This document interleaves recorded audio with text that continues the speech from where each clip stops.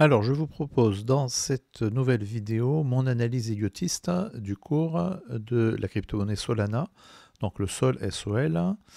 Cette crypto-monnaie a relativement peu d'historique par rapport à l'Ethereum par exemple ou au Bitcoin, voire même au Dogecoin, puisque vous voyez qu'ici, cette crypto-monnaie n'a connu qu'un seul bull run. Lors de ce bull run, donc 2021, vous voyez que le cours a fait x 253, ce qui est tout à fait exceptionnel, puisque le cours est passé de 1 et quelques dollars à 253 dollars. Donc fois 253, ensuite bear market, et vous voyez qu'ici, le cours est allé chercher les 8 dollars. Il a beaucoup corrigé.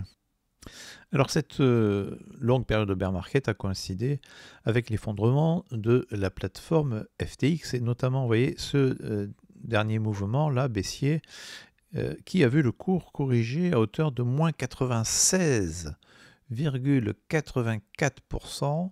Donc ça, c'est tout à fait exceptionnel pour une crypto-monnaie.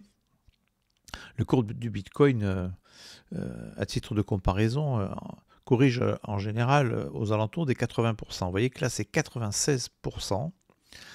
Et là, le cours repart à la hausse. Le cours est reparti à la hausse, a posé son bottom durant la même période que lorsque le Bitcoin a posé lui-même son bottom.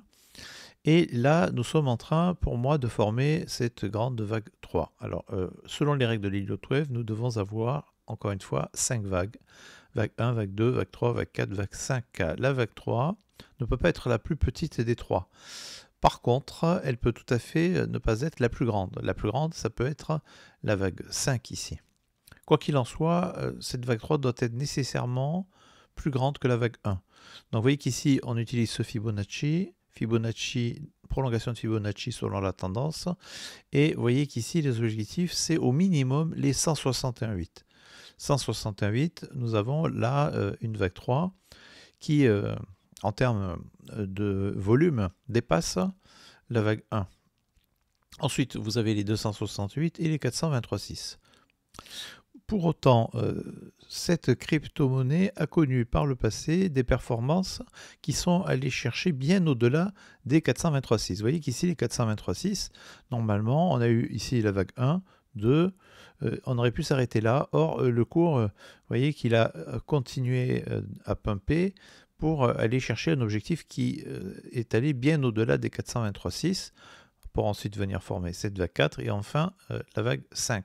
Donc a priori d'ailleurs ici nous avons eu une vague 1 en extension. Ce que je crois c'est que nous pourrions tout à fait avoir une vague 3 en extension, mais a priori pas la vague 5. Parce que selon les règles de l'Elliott Wave, on peut avoir 2 vagues en extension, mais pas 3. Ou alors il faudrait vraiment que ce soit très exceptionnel. Allez voir le PDF de la chaîne, si vous souhaitez vous le procurer. Tout ceci est expliqué en long, en large et en travers.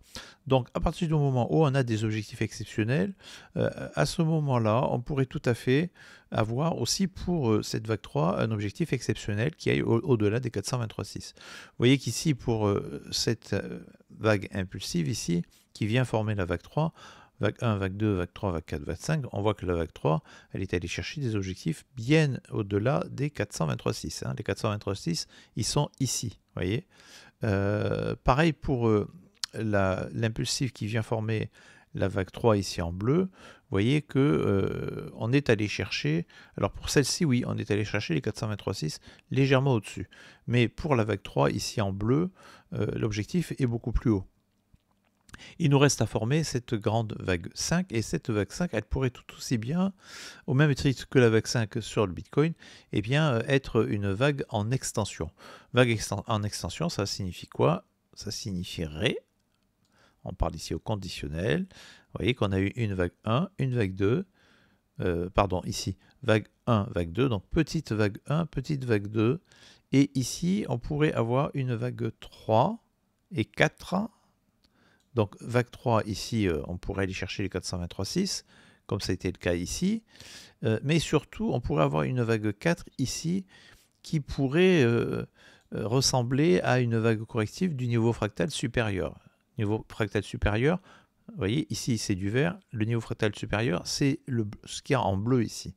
Donc ça voudrait dire qu'ici, on pourrait avoir une longue vague corrective qui serait beaucoup plus importante que cette micro-vague 2 ici, et qui pourrait s'apparenter, je ne dis pas que ça serait la même chose, mais vous voyez qu'on se rapprocherait ici de la durée qu'il a fallu pour former ici cette vague 4, hein, ou bien cette vague 2, et ensuite on pourrait à ce moment-là aller chercher beaucoup plus haut pour l'objectif de cette vague 5 ici.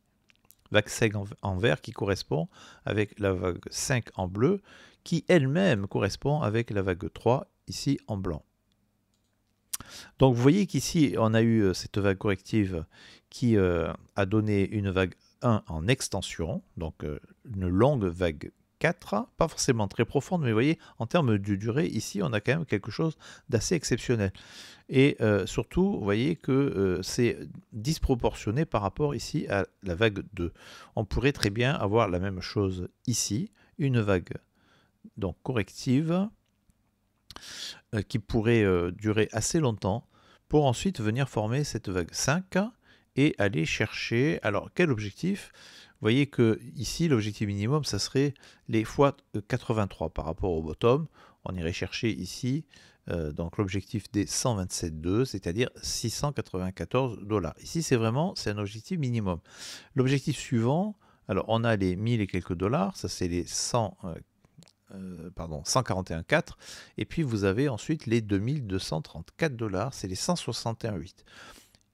Je n'exclus pas du tout cet objectif. Pour la fin du bull run, au moment de la pointe de la bulle sur le Bitcoin, eh bien on pourrait, avec cette crypto-monnaie, aller chercher cet objectif des 2200 et quelques dollars, voire même au-delà.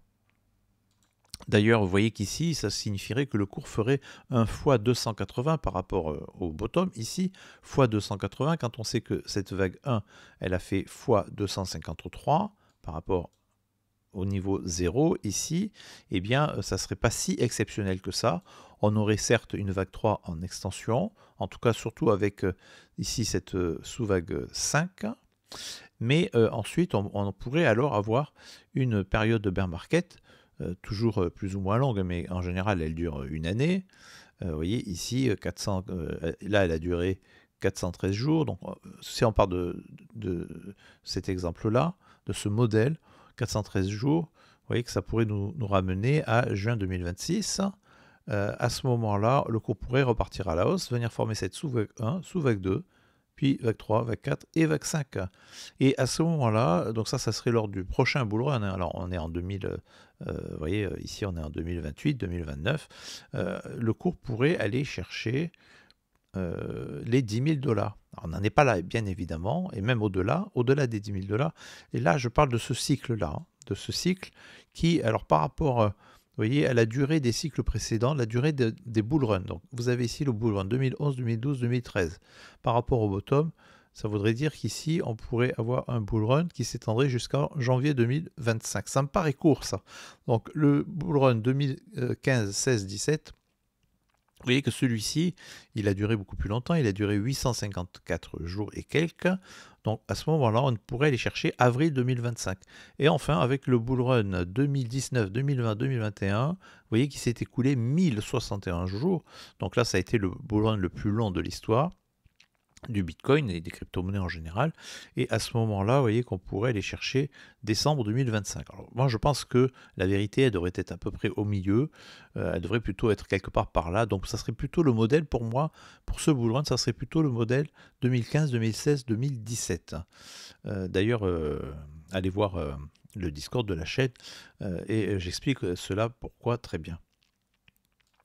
Nous pourrions donc avoir ici le haut de notre, de notre vague 3, dans l'un de ces objectifs, en tout cas dans cette zone de prix, entre les 2000 $ et au-delà même, hein, même au-delà des 4000 $, ça serait exceptionnel, mais en tout cas, bon, on va viser les 2000 pour rester dans le raisonnable. Ensuite, vous voyez qu'ici, le cours pourrait corriger à hauteur de 86%, et à ce moment-là, on aurait ici cette vague 4 qui ne viendrait pas empiéter dans le domaine de la vague 1, parce que ça c'est une règle de l'Elliott Wave aussi. La vague 4 ne peut en aucun cas empiéter ici, elle ne peut pas aller en deçà donc de 253 $ en l'occurrence ici. D'ailleurs, il faudrait ici remonter un peu tout ça. Voilà. OK. Et vous voyez qu'ici, on ne peut pas dépasser. Donc ici, cette vague-là, alors je le mets un peu plus en évidence ici. Donc vous voyez qu'on pourrait venir corriger ici à hauteur de moins 86, voire au-delà. En tout cas, l'important ici, c'est de ne pas aller, vous voyez, en deçà des 253 $. Vous voyez qu'ici, on est dans des grandes unités de temps, hein, puisque là, mon analyse, elle va jusqu'en janvier-février 2029. En conclusion, je vous rappelle que la chaîne est en partenariat avec l'exchange Bitgate. Mieux vaut ne pas mettre tous ses œufs dans le même panier et avoir plusieurs exchanges est tout à fait opportun. Sur CoinMarketCap, parmi le top des plateformes d'échange de produits dérivés sur crypto-monnaie, Bitgate est classé en numéro 4 pour les produits dérivés et Oconta en numéro 6, donc un excellent exchange, dont vous trouverez un lien d'affiliation en description de cette vidéo. Alors je vous invite aussi à nous rejoindre sur le Discord de la chaîne où, moyennant un don, vous aurez accès à l'intégralité des salons de la chaîne avec l'analyse technique et fondamentale d'une centaine de crypto-monnaies classées par capitalisation. Vous voyez que vous avez les large caps, mid caps, low caps et puis même les very low caps et les nano caps. Sachez aussi que moyennant un don, vous pouvez vous procurer le PDF de la chaîne qui compte actuellement 150 pages avec toutes les règles d'Elliott en français avec aussi d'autres méthodes d'analyse. Et vous voyez que l'intérêt ici, c'est qu'il vous suffit de cliquer sur la rubrique, par exemple, vague motrice, pour avoir toutes les règles de l'Elliott Wave résumées ici en quelques lignes et avec aussi des schémas. Donc c'est particulièrement pratique pour apprendre à maîtriser l'Elliott Wave. Enfin, vous pouvez nous rejoindre sur le compte Twitter de la chaîne qui compte actuellement, vous voyez, 1700 abonnés et avec ici des mises à jour régulières sur notamment l'analyse technique du Bitcoin, mais aussi d'un certain nombre d'altcoins. Et c'est tout à fait complémentaire avec le Discord et la chaîne YouTube. Sur ce, je vous dis à très bientôt.